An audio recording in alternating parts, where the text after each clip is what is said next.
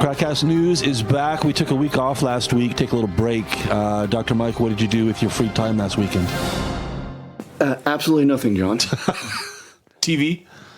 Dave, Josh, anybody do anything constructive with these few hours we had free? I set a little microphone up in my room and talked about politics while drinking a beer and just argued with the wall. Missed it that much, huh? Well, we are back. Thanks for listening, guys. Hey, before we dive into this, don't forget to go to our site, krakcast.pl. On the right-hand side, you'll see a donate button. Put your bag and bowl away and get on with the news. I think it's pretty self-explanatory. Donate. I think you know what to do. We appreciate your help. I think the message is getting quite home. Yeah, thanks to everybody who's donated so far. Thank you very much. Yeah, okay, a couple of national stories before. We got a lot of local news today, but two national stories to start it off. A lot of things we talked about before, including this scandal, the ongoing scandal in Poland's strip clubs. We've had several shows where we talked to people who've been victims of this. This is in Wrocław, wasn't it? I said national news first. Oh, sorry. Before we pay attention. Duh. Before we go to the local news, this was in Wrocław, guys. A guy from Turkey. I'm not sure if he was a tourist or some other purpose for his stay. Maybe you guys know. They were here for business. Oh, business. Anyway, he walked to the club, did not walk out. Dr. Mike, what happened? Well, he had a few too many, but it seemed as there was little assistance there in pouring them down his throat, quite literally.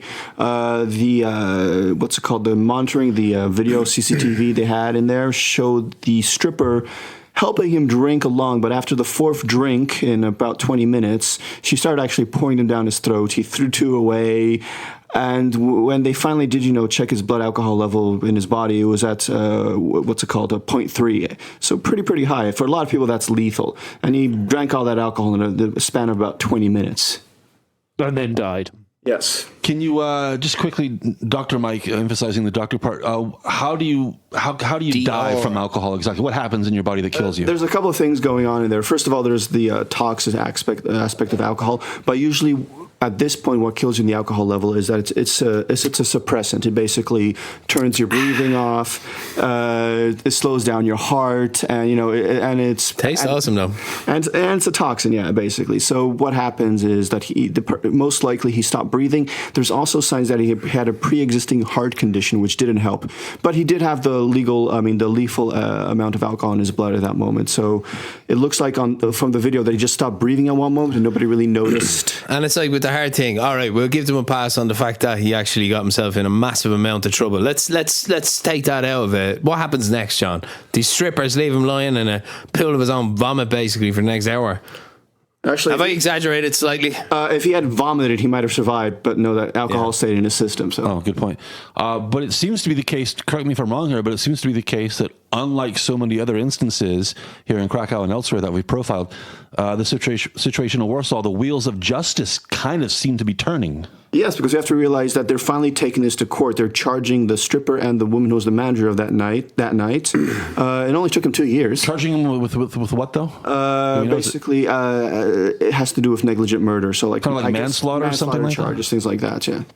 But they're liable for the death. Okay. Although I can't prove this in any way, shape, or form, I'd like to give a bit of credit to our friend of the show, Robert, who made that documentary. At least it gave it national attention, this story. Maybe you got some prosecutors' noses up.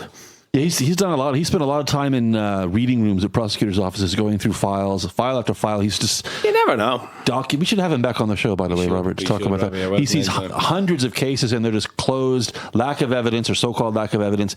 But I guess, sorry to be crass about it, but when there's a body on the floor, there's too much evidence to ignore, yeah? It's really shocking what happened, though. I mean, they left the guy. All they had to do was call an ambulance, just show a little bit of human sympathy. I mean, already robbed him, probably. He was drunk. They took all his money. He thought, he'll stir up a bit in an hour. We'll get more money out of him. No, he's there lying in this little private room. The girl's still dancing there. Then she walks away, comes back, walks away.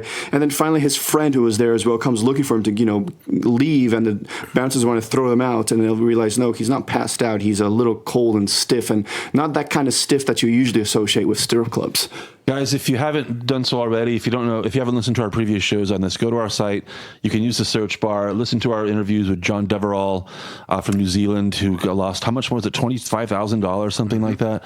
Another guy from the Ukraine had a similar experience.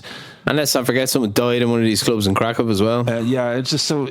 if you're not familiar with the subject, you go back and listen to this and ask yourself if watching some tits bounce on stage for an hour is really worth the risk. I mean, there's some really dodgy stuff going on in these places, and so for Christ's sakes, just careful. go to a students' club. It'll be cheaper. You're more likely to get laid, and the girls are nice looking. So I've heard. Apparently. I don't know how to recover from this. Okay, let's move on. Staying with national Mikey, news. This is worth a quick mention because it's our only political news, I think, this week.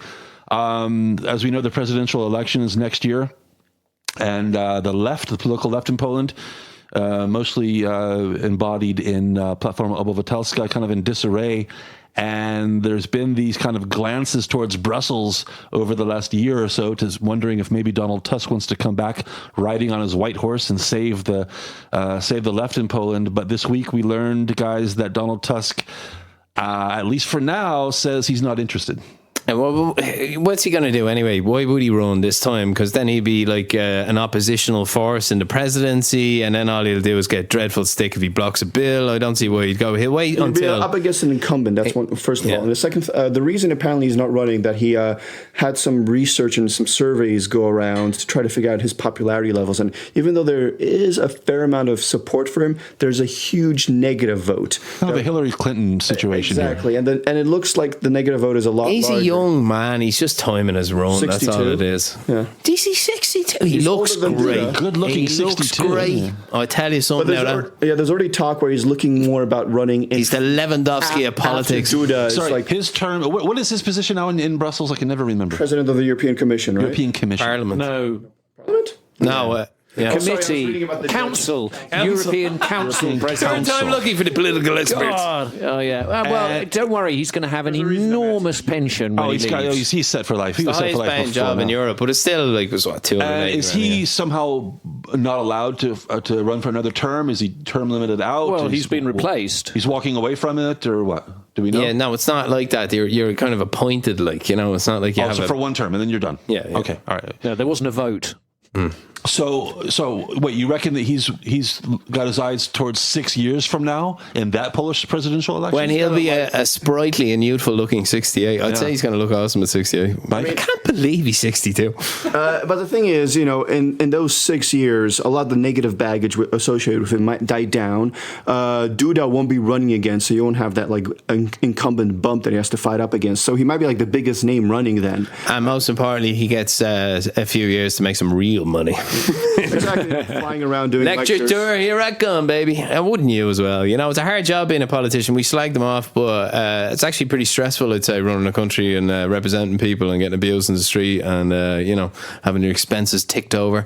Did you ever read Parliament of Whores by PJ O'Rourke? He slags the system off, but he always makes time to point out how hard these people are working, how difficult the job it is, Yeah, I watched House of Cards as well. That's always an interesting and Good documentary, that one. Yes, yeah. So did he make the right choice then, Tusk? Yeah, he didn't really have much of any other kind of choice. I mean, the question is, will he want to run at all? I mean, he's got the money, he's got the legacy. He might as well just sit back and relax. That's what I've always said about Tusk. If he ran, I don't care what the poll said, he'd make the polls. The polls say The polls. he'd make a fist of it. Oh God, this sentence is running away from me altogether. I think he'd give anyone a run for their money if he got in a race. That's all I'm saying. All right, let's you ever wanted to. let's go local here. The rest of the show is going to be strictly local news here in Krakow. Another subject we've talked about many times, maybe too many times actually. No, different. Oh, that's later. Our collective hatred for the electric scooter invasion. Yeah. Now, this story not exactly about the scooters, but kind of about the scooters. Exterminate. We learned that the bikes branded under the name, it looks like Wavelo. It's pronounced Vavelo for some reason, but it looks like Wavelo to me. Anyway, they showed up. Well, the whole bike share thing showed up about 5 or 6 years ago. I think Vavelo has operated for about the last 3 years, very successfully apparently, until the scooters showed up. And just this week, we learned that Vavelo has informed the city authorities that they intend to withdraw from the contract and disappear. They haven't stated so explicitly, but the assumption is that there's not enough room in this town for bikes and scooters, guys. I think it's. I never miss rental bikes, but here we are. Yeah, no, I think it's shocking. Actually, I mean, I think our kind of collective hatred for the electric scooters is widely kind of documented and noted, and bicycles, are kind of a good thing, really. I have to say, and there's improving bicycle infrastructure in the city. Absolutely, sure. It's becoming a more and more. That is now filled with scooters, by the way. Yeah. Josh is a bicyclist, if that's a word.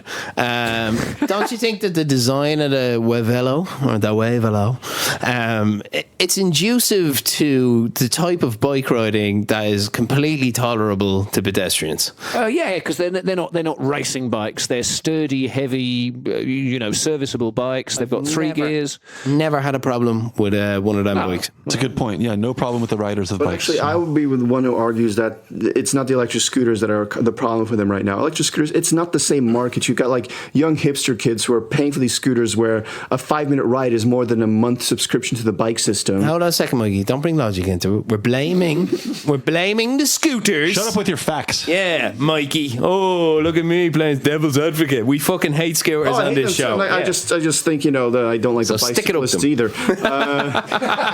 I'm with you there, but Wavelo bicyclists are the lowest rung of irritators. Do you know what I hate about cyclists the most? Do they ever think that a pedestrian crossing they might stop before someone gets there? I've never seen a cyclist do anything but speed up and put his hand up as he makes you stop at a pedestrian crossing while he flies over it, John. Well, there is a reason for that, because when you're on a side. bicycle and you've got momentum, the last thing you want to do is lose that momentum, because you've got to. I thought these were like rules of the road. Oh, sorry, I didn't realise they did. I didn't realise Suggestions of the road. I didn't realise these cyclists didn't want to stop. Well, there's another There's point. an elective element here. There's another point here which I think is worth emphasising, which is if you're riding a bicycle, kind of you prefer not to hit a pedestrian, because that really slows you down dramatically. That's true. And then you've got to build up speed all over again. So the intention is to miss the pedestrian. But here's what kills me, mate. I would hope it is. Here's what kills me, mate, right?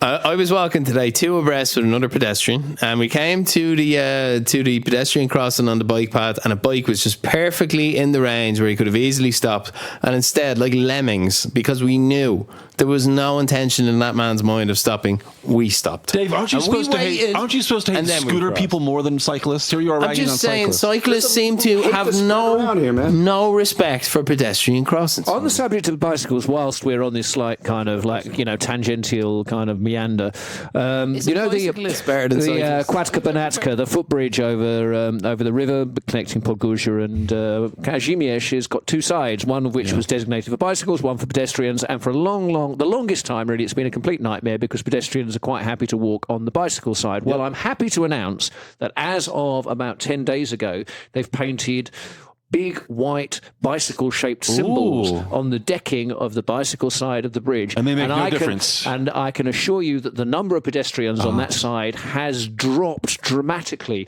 And if you ring your bell angrily at the odd pedestrian that you see there, they jump out of the way in an extremely apologetic fashion. Deeply irritating. I think Poland needs to embrace painting the roads and pathways more in general. There's a lot of useful information you can put there in really bright colours. Well, they got pissed off when they started painting the handicap spaces blue. It's like, how can you do this in such a beautiful city? Well, because you want those I spots. agree to with you, stand Josh, out. that on that pedestrian bridge, it was extremely, as a cyclist myself, a bicyclist, it was very, very irritating.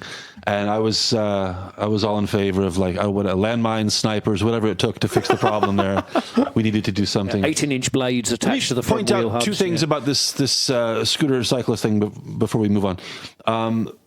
First of Can we all, pause so I get a it's beer, interesting. It's interesting that the cycling. It was when they first set up, as I said, 5 or 6 years ago. It was sold as it's the healthy alternative to driving, the healthy alternative to public transport. Well, the market has spoken apparently, and the market prefers lazy to healthy. I think that's the first insight that's worth taking away. They were trying to market the bicycle a few years ago. What are you on about? No. Take a bike. Adventure. Take a bike. Invention from the Take a 19th bike. It's century. good for you. It's good for you, right? Yeah, no, I get what you're saying. And people people would want- rather people jump want on a scooters. scooter. Exactly. Yeah. That's But the first actually, thing. as we've covered before, are. Very few people ride scooters. It's just they're really irritating the way they're left everywhere. You know. Speaking of numbers, can I say something before we move on, John?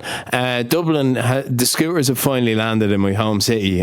You know, and the idea the city councils have is to ban all of the companies, ban any of this app sharing, and simply make it legal for private people to purchase them. That's what everyone's saying in Ireland. They're only like 500 quid. Why wouldn't you just buy one if you think it's a good idea? And actually, that's what I think is going off the bike sharing program in the same situation. If you're like paying like 30, 40 zlotys a month for the subscription to the bike system, why not just buy a bike? Exactly. I firmly predict, right, that unless they have some master play to get into manufacturing these things and thus just increasing the volume, and this is all a loss leader, the actual business model as it stands, the app-based recharge model, I just don't think it'll ever work. Well, look, this is why I think that we've perhaps kind of missed the point slightly here, because the big but very, very kind of fluid and constantly changing market for the rental bicycles and indeed the scooters is, of course, tourists. Because if you live here, then financially it makes more sense to buy a second-hand bike if you're going to use a bicycle.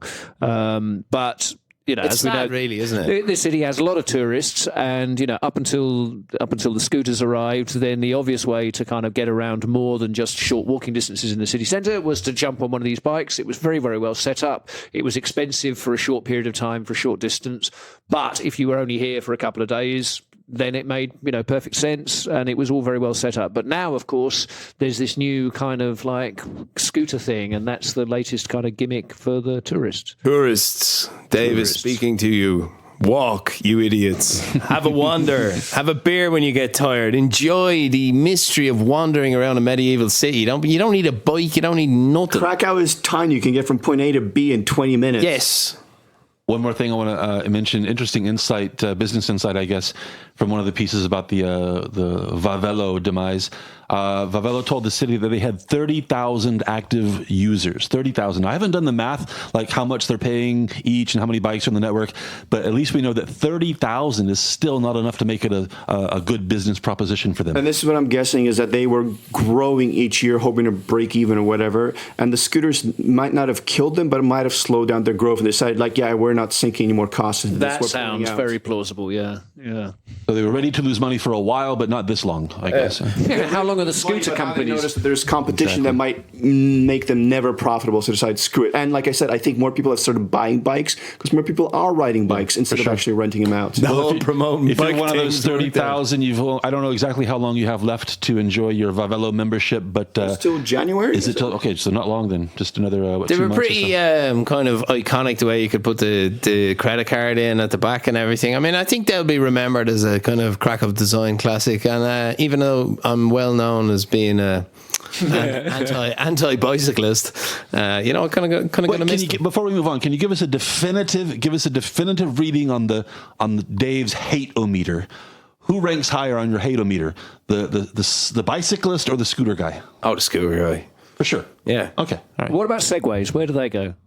I've never had a real issue because they tend to come in packs across cobblestones. Yeah. You know, you see them coming a mile away and you just avoid them. And they're not generally in your way. They're irritating and annoying. And hold on a second now. Come I on. believe the collective noun for segways is a medley. Come on. I mean, the great thing about segways is people look utterly ridiculous on them and they know it. And then you can have that knowing moment where you see them and go, yeah, I think most people look silly on the scooters as well. Sorry, I think if you're an adult, especially an adult over a certain size, you look ridiculous on a scooter. Like you mean, John? If you're bigger than average, you look ridiculous on a scooter. Let's be honest. So moving on, a subject. Actually, we've never talked about this on the show ever. We never mentioned the name. I think the Bagatela Theater, which everybody knows, at the beginning of Karmelitska Street, right across from the plant. The Bagatelle is in the news this week. Bagatelle is usually a place you go for comedies and dramas, but there's a different kind of drama. See what I did there? Different kind of drama this week, Dr. Mike, involving the director of the place and allegedly putting his hands maybe where they don't belong. Yeah, he's definitely kind of a drama queen here going on. But okay, I did that already. I checked that box. Fair enough. But Bagatelle is apparently having its hashtag Me Too moment right now. Yatesh. Exactly. The director is being charged, or allegations being put up against him, saying that allegedly he molested. Who are these alligators? female actresses, they're always actresses, they're female, directors and other staff members by, say, touching them on the behind, kissing them on the mouth with their tongue, kissing on the neck. I'm so curious to see how long you can last without making some kind of smutty remark here. Yeah, I'm waiting for it too. I've got the clock on a fucking countdown. Continue. I'm holding it in, saying like Holding profane what and in? vulgar. So clock was on me or on you there. Uttering like, say, obscenities into their ears, etc. And he's been a director now for the better part of a decade and a half. And apparently this bad behavior goes back, like way back? Years and years and years. And it's only now that certain actresses and staff have decided to complain about it. What they did first was go to the president, Majchrowski, of the city, because technically this is one of those weird structures where it's partially publicly subsidized, and the director is chosen by committee that goes through the city and the president. So there's some oversight there. There is oversight here. So they went to the president and like complained. He said, okay, write up a formal letter with your allegations and send it to me. They did that. And then he went with this formal, he brought in the director and says like, hey, I've got these allegations. What's going on here? I deny everything. But the president said okay, well, I'm still going to have to like formally send this over to the police to investigate this.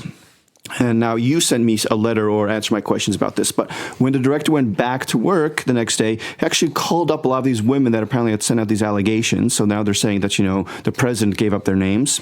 But he said, like, apparently on these phone calls, he partially apologized. He also wanted to arrange these like anti-molestation, anti-mobbing classes and things like that to like, talk about boundaries and things like that. The women are now more women have signed up now because it started with 9, now it's gone up to 16. Agnieszka Holland is supporting them, so it's real. Oh, so it just got political and her name got involved. Yeah. I'm curious, two things, Dr. Mike. You mentioned mobbing. For those listening who don't know, the Polish word for like sexual harassment in the workplace is mobbing, mobbing. Any idea about the origin of that term? I've always thought it was mobbing weird. means any time when an employer is being, say, aggressive towards you, like, making you stay longer. Or that includes sexual harassment as well? It includes, but it's not limited to. It's more used when that, your boss makes you feel uncomfortable and feels like you have to work harder or they're going to fire you if you don't do it. It's Mobbing, as a sociological term, means bullying of an individual by a group in any context, such as the family, etymology, peer group, school, workplace, neighborhood, community. The etymology. Mob, is there a connection? No, in Polish, mobbing, it's like from the English word, and they kind of changed the translation. So it is kind of it is bullying in the workplace, but it's more from like the boss down onto the employees. It includes sexual harassment. It can include sexual harassment, but it doesn't have to. We're in some tricky territory here, I guess. Not just, if it happened, Bagatelle, if it happened anywhere, guys. What do you do if it comes down to a he said, she said, and it's behavior that apparently allegedly goes back years? But what do you do with this? How many she said. Even if there's 10, what do you do? If there's 10 current students making the same allegation, I'd say that would be fairly. That was that situation in Norway a few years back with one of the operas there, where the director was also being criticized for sexual harassment. His career was ruined. He committed suicide, and years later it turned out like, he hadn't done this. The women actually had gotten together and like tried to push him out. So he's de facto. Sorry, this guy Bagatelle. He's de facto a political appointee, but with the artistic credentials to take the job. He does it's one of those. Any kind of director is a political appointee. He has the credentials, and he was chosen. When Majchrowski was still in his young days. Early 2000s. I will say that it is sad because this situation now is this man's reputation is out there in the public, and there should be evidence presented to support these claims. He deserves at least if he's in the court of public opinion. That's my point. What if it's just a he said, she said? Well, I suggest he get on TV and explain himself because he's no other choice at this stage. Really. Actually, he's taking the opposite strategy now, Dr. Mikey. We just found out today he's going to disappear for a while. Yes, as of the 12th of November, he's going on like extended leave with no definite period. You fight lies with the truth. Get out there and tell us. But it is a bad look to disappear. If it's a lie. False. Yeah, it's a bad look. If the allegations are true, for him to disappear on holiday or whatever, it just doesn't look right. If he's really innocent, maybe he should be out there. Well, the reason he's actually asked to go on leave mainly because the president can't fire him outright unless there's already some kind of like legal conviction against him. I think this is an important topic because these days we all know trial by media is something that the private citizen has now had to become used to, and it's becoming increasingly blurred who's a public figure and who's not, and what's in the public interest and what's not. And I'd like to see a kind of culture emerge where if somebody tries to, what's the word, cancel someone on Twitter, the rest of Twitter turns around and says, well, let's have a little proper public trial. Let's see the evidence here.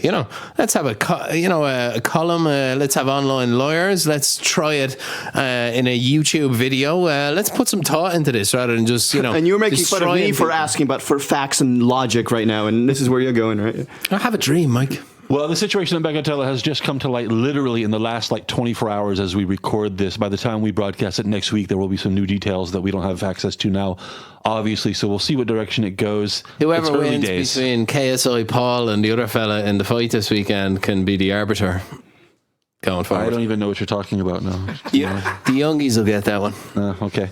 The YouTube fight. And I forgot one of their names. I'm not exactly down with the kids. So next week on the KrakCast News, we'll either have some more juicy, interesting details, or the story will have disappeared completely. I have no idea. We'll see how it goes.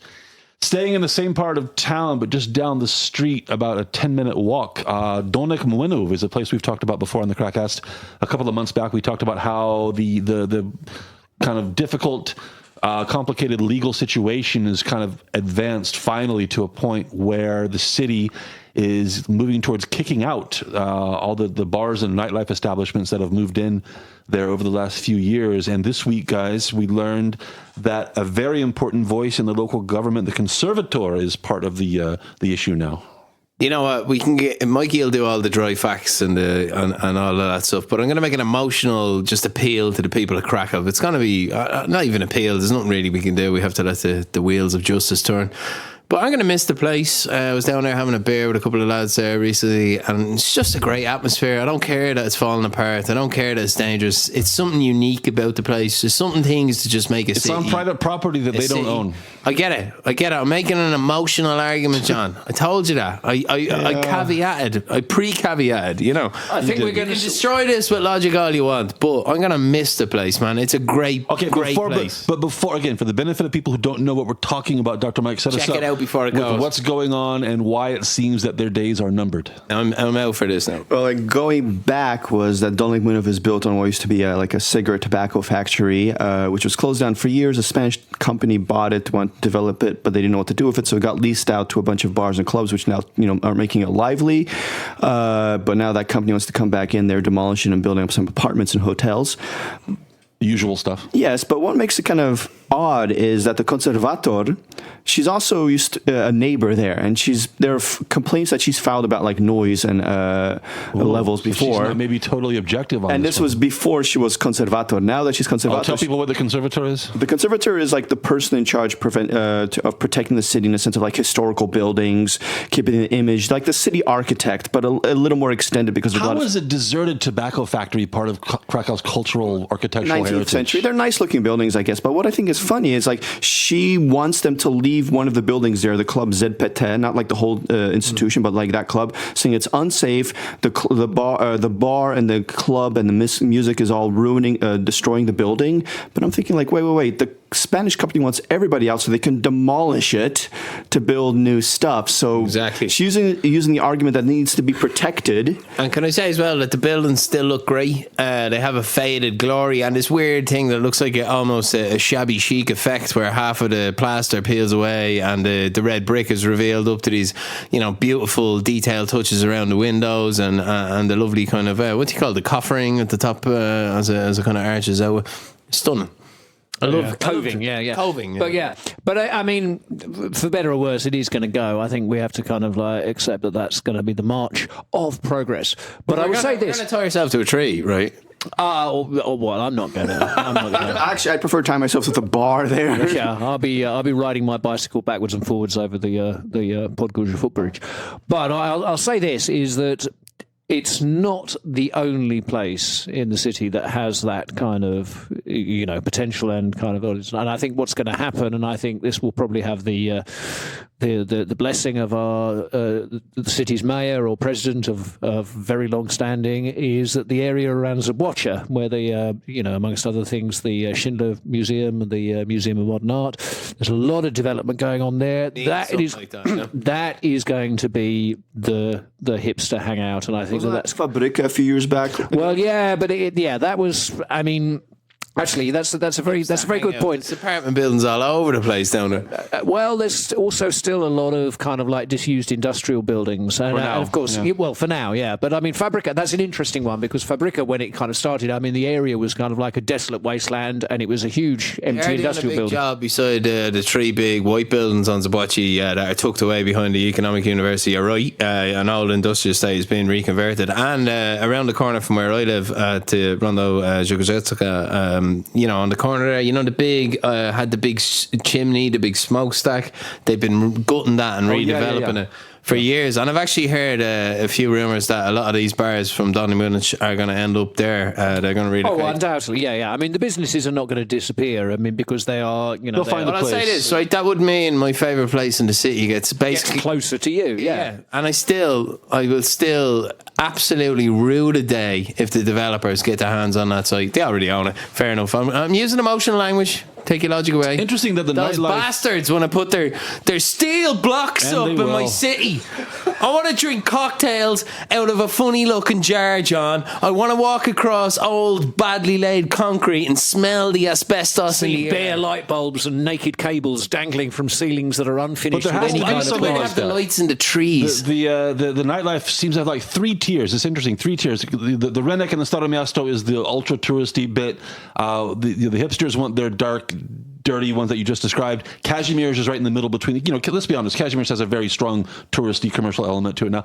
And that people need that third tier, that place that's theirs, that's local, that's hidden from the tourists, edgy.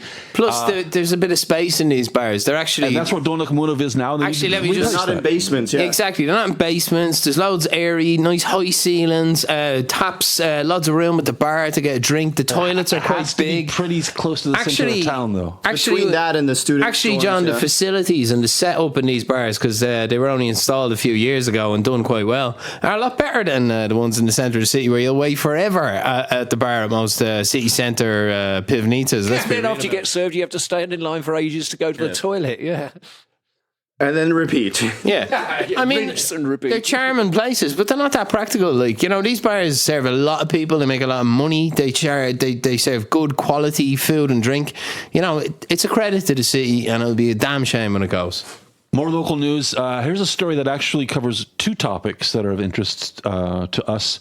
Last week on Rondo Mogilska, the lower level where the trams are, on, I guess it's the southwest corner, there's a kind of the mural there, just circles of different colors. Looks like the paint set that a kid gets where you add some drops of water and paint and whatnot. Anyway, about a week ago, somebody spray painted "Streets of Hate" in these huge letters. They must be 3 meters high or more. "Streets of Hate" over the mural. It's still there today. It was there an hour ago when I was on my way here to the KrakCast studio. I saw it. It has not been removed, strangely enough.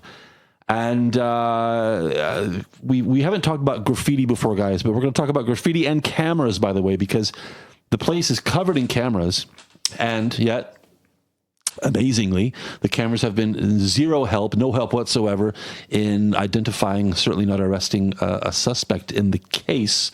Guys, where do we stand on graffiti, first of all?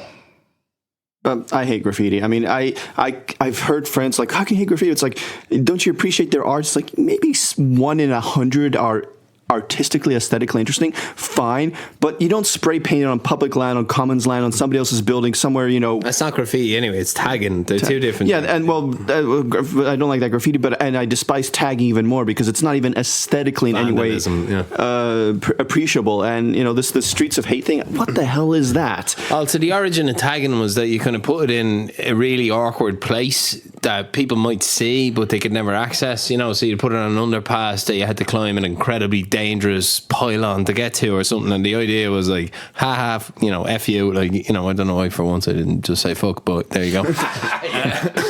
He's cleaning up his act. Yeah, but even now, tagging is just vandalism if it's spray painting over another mural, which is basically, real graffiti that they've just vandalized. But the more interesting discussion is the camera one, really. But let me just get this in. I want to go on the record as saying that graffiti is the lowest form of human expression, lower than rap music even. It is the worst. And I'm talking about the vandalism kind, of course. Yes. I hate graffiti. And especially, as you say, when it's just ruining something that's pretty nice. You know, they had this big bare wall with, you know, what to do with it. They came up with this idea. It makes the, you know, it's a roundabout. I mean, come on, nobody's going to cry because it's so beautiful, but it was better than nothing.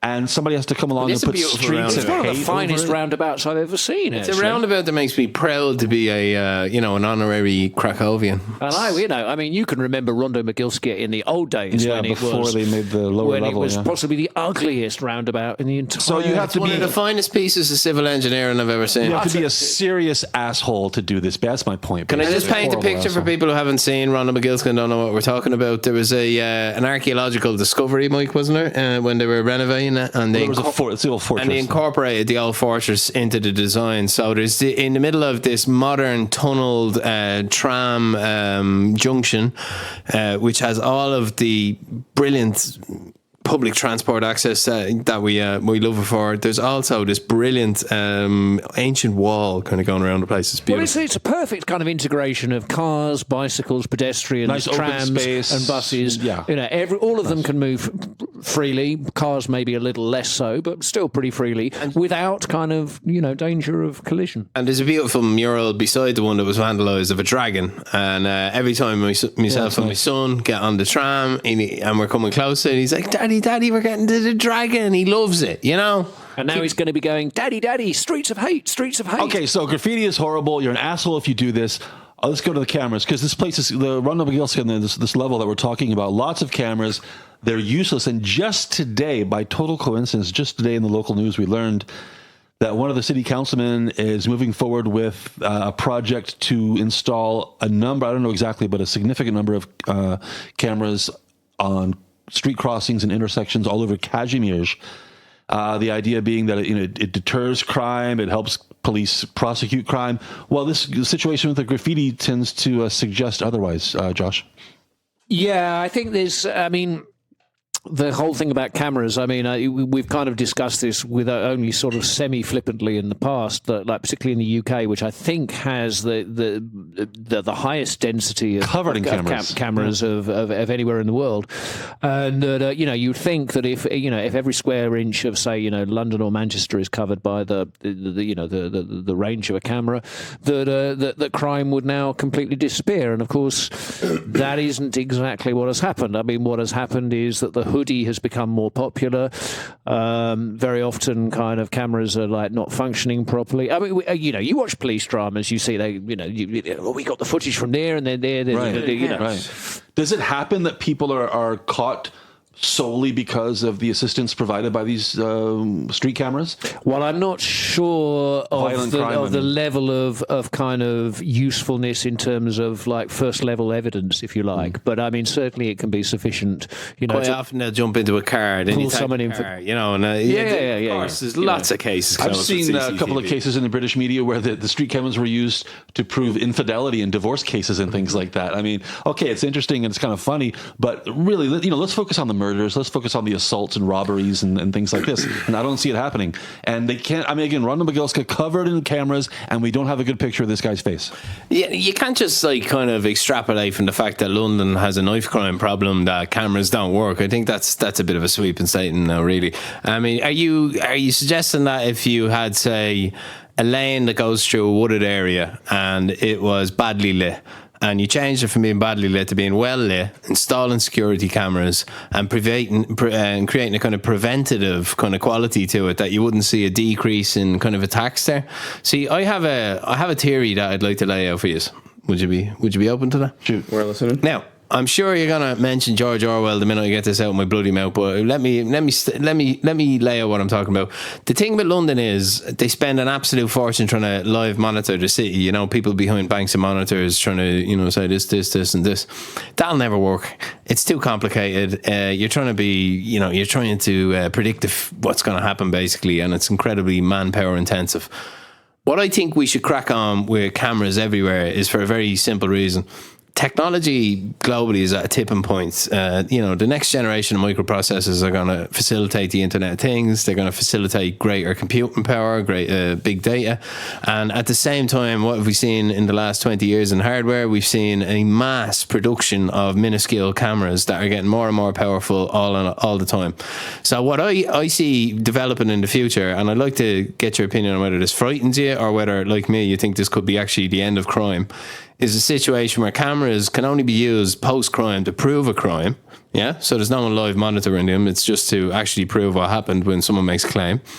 But amazing amounts of computing power and having them everywhere and having them small and having access to that data. Could that make a preventive... Can I say it now? Can I say it? Let me finish. Can I say it? You let me get right to the end and you interrupted me for fuck's sake. Because you had like 25 minutes. I was just about to ask the question. I was clearly wrapping up. But can I say it though? Can I say it really quickly? George Orwell. Yeah, okay. J.R. Tolkien. My question is to you, leaving all that aside, I was in the middle of cameras on Wigan Pier. Do you think that would have the preventative effect that I think it could have? And I'm talking in 15 years. I forgot the question. And for that, we need to keep cracking on. I'm saying that instead of trying to live monitor cities, you leave it there as a preventative, evidentiary thing. As in, if you do something wrong, it will be captured crystal clear. You're talking like face recognition, technology, all that stuff, yeah? Well, look, I mean, in terms of deterrence, there's a number of different things. I mean, kind of, that's the word I kept reaching for. Most of us have been to kind of like primary school or like, were young once and went to school, and your parents told don't do this, do this, do this, and always there was some sad story about someone in your class or someone from the school in the next village or the next town or whatever who was cycling at night without lights, blah blah blah, was knocked off his bike and killed. And then it's a horrible thing to happen, but it's one of those salutary lessons to everyone else. In cities, for a long time, it's been established that street lighting is a very, very good way of keeping kind of assault type, personal attack type crimes at a very low level. This has been known for a very, very long time. You have street lighting, boom, boom, boom, the numbers drop. As soon as you don't have street lighting, that is an area where there is an opportunity. Also, crime always spikes in the winter in all countries because the days are shorter and criminals prefer to operate in the darkness. And that was why I brought lighting into my original kind of setup. That's the crucial thing. Then the cameras. Obviously, cameras only operate well in good light. I think you can do what a lot of apartment complexes in Poland do, which is you mount cameras that really aren't connected to anything on the wall, and just their presence is kind of meant to be a deterrent. That's the complete opposite of what I'm talking about. People, I mean, you could mount useless cameras and get the same result. My point is that people are smart. They don't respect cameras because all you have to do is put a balaclava on or a hoodie and you fooled any camera. Well, it would fool your facial recognition. But in 20 years, right, if you keep going with it, forget the people behind the monitors monitoring the cities at the Olympic Games. That's always going to be a challenge, like trying to prevent terrorism with eyeballs on people walking across a busy station. Or someone beating Usain Bolt. Yeah, and maybe they'll invent something that can do that, but I'm not talking about that. I'm talking about the preventative deterrent you could create with an incredibly omnipotent camera system in a city. Omnipresent. So in other words, if we just had a magic wand. No, if you knew every square inch, this would be possible easily in 15, 20 years, and it won't cost much either. Cameras will be that powerful. We have a situation now where kind of like police officers in the United States and increasingly in Britain have wear what are called body cams, so that there's accumulated live evidence of what it is they're doing, so that should there be allegations of police misconduct or blah blah blah whatever. And I can see a situation where at some point in the future it will be cheap and relatively convenient for individual private citizens to equip themselves with a body camera. We already have the situation where people have cameras built, mounted on the dashboard of their car because we have these kind of insurance scams where somebody, throws themselves because we're fast approaching the future in front of your car and tries to kind of make an good thing, insurance claim or whatever. Said like, you didn't see me, and so people are like that's happening. And so in other words, the near future is going to be like a Black Mirror episode. No. The important part is that in my vision of this future, it's a utopia, not a dystopia. We started talking about graffiti, and now we're talking about utopia. You go into court, you're accused of murder. Are we still on the news here? You're accused of murder, and the trial lasts 10 minutes because the jury just watches a video of you either committing it or not Tom committing Cruise, Steven Spielberg movie already. Wow. You were in a minority there. Yeah. Such a bad example because that is predicting the future. It's the exact opposite of what I'm trying to say. I kind of see where you're going with this, and though I have very mixed feelings when it comes to cameras, that is one regards where I would be okay with him. Where there's no like live tracking, you don't have police officers looking what's going on. There are civil liberties Just Mike issues to get the here, crucial point I was privacy trying to make. issues. Thank you, Michael. Retrospective Action, like in the courts. Imagine how much quicker a trial would be if you had HD video of what happened. Oh, look, there he is doing it, despite him saying he didn't do it. Guilty. Yes. Boof. Last thing on the news today, thank God. Last thing, let's talk about Wisła Krakow. We haven't talked about Wisła in a long time. First of all, if you don't know, they are in free fall, guys. They're absolute free fall. Extra Klasa is right at the halfway point. I think they've played 14 or 15 matches. And right now, of course, still a long way to go, but right now, Wisła is actually in the relegation zone. Wisła Krakow is in the relegation zone halfway through the season. Crackovia, by the way, I think they're in second place at the moment. If you told people this 15 years ago, they wouldn't believe you. They wouldn't believe it. Wisła is coming off a string of 6 consecutive league losses, including a 7-0 demolition, total humiliation in Warsaw against Legia. I mean, 7-0 against Legia. Lost 6 in a row. Things are looking really, really bad for them. And as if that weren't enough, just this week, the former boss of the club, Marjana S. Dr. Mike quickly explained Poland's hilarious privacy laws when it comes to this. Technically in Poland, if you're being alleged of any crime or being prosecuted or charged, then your surname is no longer in public domain. So any like media outlets have to like say Even that. if everybody knows it. Exactly. Marjana S. was the boss of the club until, about 6 months ago? 8 months ago, something like that. And she was formally arrested and charged with what she's long been suspected of, and that was being in charge of a criminal enterprise. So she's racketeering, isn't it? More or less. Is it racketeering? Yeah. Well, 90 days held with further charges pending, and the whole legal process getting underway. Guys, we've talked about it before. This is a major, major fall from grace for Wisła. As I said, they are in free fall. They have not hit bottom yet. How much worse can it be for Wisła? What's left? Relegation. You're the visa expert. I thought you were going to keep what if I know how it can get worse. What if some Cambodian guy claiming to be the member of their royal family? Come back, Vanity. Oh, sorry, it already happened. Yeah. Well, no, I think their only chance right now is Mazena says that Majchrowski grabbed her on the ass and tried to get a hashtag Me Too going. That might be a way out for her. Night at the Bagatelle. Yeah. I'm going to Google Vanity live on air here, see what he's up to. Wisła is just an absolute embarrassment. And I mean, again, still half the season left to go. Every chance they can turn this around. But even with and I could see them in the Champions League places. Of course, every chance they could go even further in the ground as well. But even with Błaszczykowski, I haven't really followed it. I don't know if Błaszczykowski is in the lineup for every match or not. But it's not working out the way that it was supposed to for this rescue of his old club. Dave's Googling something. Yeah. He's looking up Cambodian multimillionaire investors, I think. Yeah. It'll be a while. Yeah, for those of you listening. There's a reason on our separate Lewandowski piece I recommend Robert does not end his career in Poland. Yeah, definitely not. Or at least if you're listening and you don't know what we're talking about, go back. I think statue he already is one. About January, I think, January of this year, we talked about Wisła. There was a hilarious tragic comedy going on around the club around the time with this guy from Cambodia, this extremely dodgy but also hilarious guy from Cambodia who claimed to be part of the royal family, who was going to be their savior and going to pump millions of euros into the club. And spam email come to life. It was just the weirdest thing. And anyway, go back and listen to that episode if you haven't heard it already. All right, guys, that's brings us to the end. Any final words, questions, comments, hopes, dreams, aspirations? Like, subscribe, donate, share. Exactly.